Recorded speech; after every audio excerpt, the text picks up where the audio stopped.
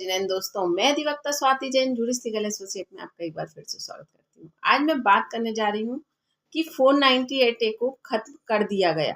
ये बात हम सब तरफ से सुन रहे हैं और ये नियम लागू हो भी गया है 1 जुलाई 2024 से। अब बात उठती है, क्या जो धारा सिर्फ और सिर्फ महिला को अधिकार के लिए दी गई थी या महिला का राइट था, सिर्फ और सिर्फ उसी से महिला को अपने अधिकार मिलते थे। और ये बात भी हमसे छिपी नहीं है कि ये महिला के अधिकारों के लिए दी गई थी, लेकिन महिला ने सिर्फ और सिर्फ इसका दुरुपयोग किया।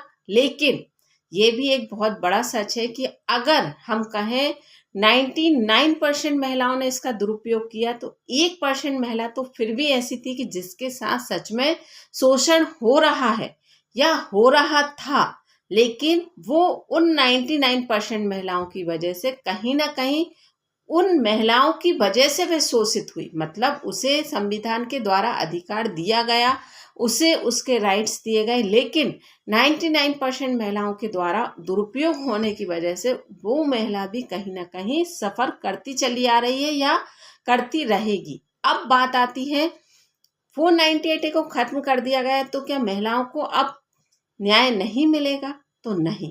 संविधान में बदलाव उन 99% महिलाओं के लिए किया है जो उस धारा का दुरुपयोग कर रही थी।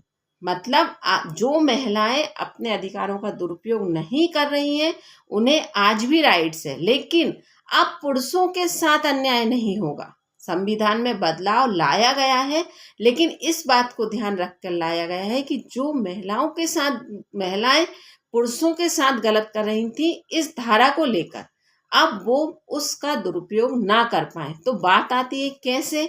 तो यहाँ पर BNS की धारा 85 के तहत महिलाएं कंप्लेंट कर सकती हैं अगर उनके साथ परिवार में कहीं शोषण हो रहा है, कहीं भी उनके साथ कुछ गलत हो रहा है।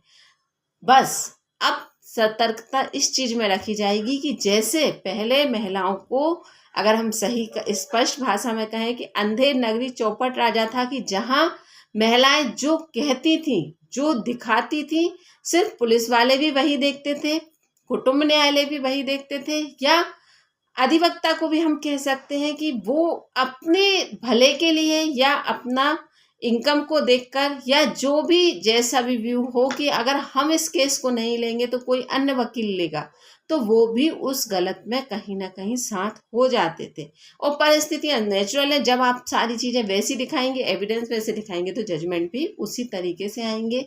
या बेचारी महिला कहकर ही कई चीज़ें तो सॉल्व हो जाती थी। लेकिन जहां महिलाएं बराबरी का अधिकार मांग रही हैं, पुरुषों से कंधा मिलाकर चल रही हैं, तो फिर मैं एक बार महिला की इस बात पर उंगली उठाती हूँ कि फिर इस बात को लेकर शोषित होने का क्यों या अबला नारी होने का क्यों नारा लगाती हैं। ये मुझे कतई पसंद नहीं है। और क्यों महिलाएं ऐसा करती हैं मुझे भी नहीं मालूम, कि जब आप ये दावा करती हो कि आज की तारीख में महिलाएं किसी से कम नहीं हैं, हम पुरुष के कंधे से कंधा मिलाकर चल सकते हैं, तो फिर एक जगह पे आकर आप पति से मेंटेनेंस की बात क्यों करती हो, या क्यों आप बेचारी अबला नारी बनकर अपने अधिकार लेना चाहती हो?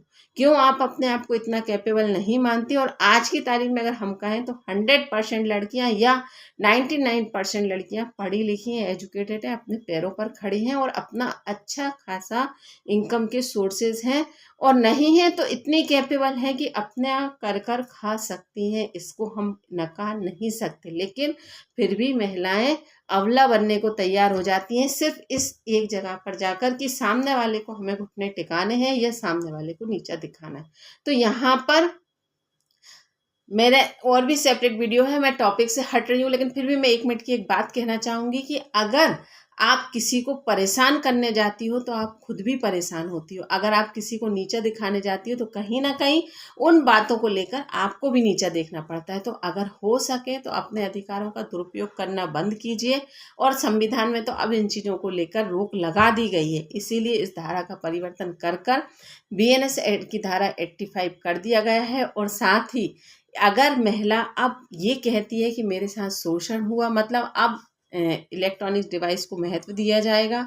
आपकी वीडियो रिकॉर्डिंग, कॉल डिटेल, आप कहाँ पर हैं, लोकेशन, ये सारी चीज़ों को मान्यता दी जाएगी। तो अगर जैसे पहले महिला ये लिखवा देती थी कि उस दिन मेरे साथ मारपीट की गई, तो अब महिला को ये साबित करना होगा कि कैसे, मतलब पति की लोकेशन निकलवाई जाएगी या कोई वीडियो या कोई ऑडियो, इस तरह की चीज़ों को आपको देना होगा कि अगर आपके साथ, या मेडिकल प्राइवेट हॉस्पिटल्स के नहीं चलेंगे, ये सारी चीज़ें आप समझ लीजिए। और जहां आप FIR करवाने जाएंगी तो वहां पर आपकी बाकायदा वीडियो रिकॉर्डिंग होगी, क्योंकि महिलाओं के द्वारा ये कर दिया जाता था कि उस समय कुछ और लिखवा दिया गया, बाद में आप अपनी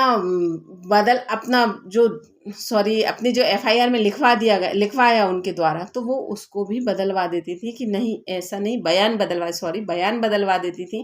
तो इस तरह के चेंजेस अब नहीं होंगे। तो कई चीज़ों पे महिलाएं ये बात बहुत अच्छे से समझ लें कि अभी आपके अधिकार नहीं छिने हैं, आपको अधिकार बराबर दिए गए हैं। लेकिन 498 का खत्म करने का उद्देश्य यह है कि जो पुरुष वर्ग के साथ शोषण हो रहा था, पुरुष वर्ग के साथ गलत हो रहा था, अब महिलाएं वो नहीं कर पाएंगी, क्योंकि महिलाओं के फिक्स जुमले थे कि सास ससुर के द्वारा दहेज की मांग की जाती है, मारपीट की जाती है, ससुर गंदी नज़र से देखते हैं, या अन्य धाराओं का उपयोग कर पति या नंदेऊ या ननद बहुत दूर रह रही हैं उनको शामिल कर देना। तो इस तरह की चीज़ें कॉमन थी, जो हर 498 के केस में अब बिल्कुल कॉमन देखने को मिलने लगी थी कि अब आप इसका नाम लिखवा दो, अब नाम इसका ऐड करवा दो। तो अब यहाँ पर ये धांधलाई नहीं चल पाएगी। अगर आप जो कह रहे हो वो आपको प्रूफ करना होगा, मतलब बर्डन ऑफ प्रूफ जो FIR करेगा उसके ऊपर होगा। तो आप यहाँ पर ये बात बहुत अच्छे से समझ लीजिए कि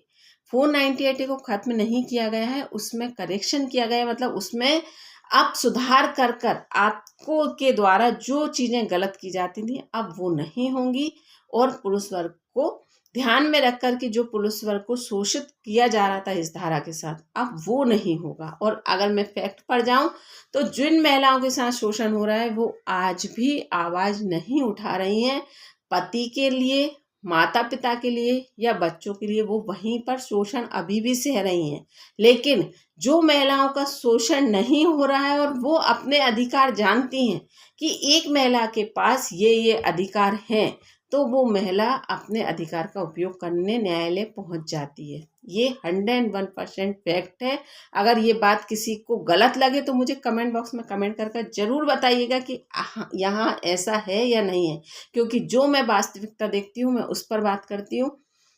दिखावे वाली बात मुझे करना पसंद नहीं है, इसलिए मैं सच बोलती हूँ, चाहे वो बुरा लगे। लेकिन ये फैक्ट है कि जो महिलाओं के साथ शोषण हो रहा है वो आज भी घर पर बैठकर शोषण सहन कर रही हैं, लेकिन वो आवाज़ नहीं उठा रही।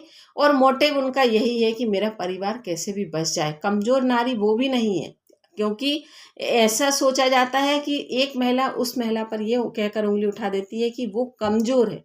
वो कमज़ोर नहीं है, लेकिन हाँ वो अपनी चीज़ों को फेस कर या अपने बच्चों को लेकर या घर परिवार को चलाने की सोच को लेकर वह नॉर्मली उन चीज़ों को फेस करती हुई चली जाती है, और कहीं ना कहीं थोड़े समय में उसकी हैबिट बन जाती है। अगर हम ये चीज़ों पर फैक्ट पर बात करें तो वास्तविकता ये है वो फिर भी न्यायालय नहीं आती है। और न्यायालय सिर्फ, मैंने आपसे कहा, वही महिलाएं आती हैं जो शोषित नहीं है लेकिन अपने अधिकार जानती हैं और सामने वालों को उन अधिकारों के वजह से किस प्रकार से सामने वाले को प्रताड़ित कर सकती हैं, वो इसलिए न्यायालय जाती है। तो यहाँ पर मैं थोड़ा सा टॉपिक से हटी, लेकिन फिर भी मैं आपसे प्रयास यही था कि कुछ मन में जो सही वास्तविकता देखने को मिलती है वो आपसे डिस्कस करूं। अगर अच्छा लगा हो तो वीडियो को लाइक और चैनल को सब्सक्राइब जरूर कीजिएगा। धन्यवाद।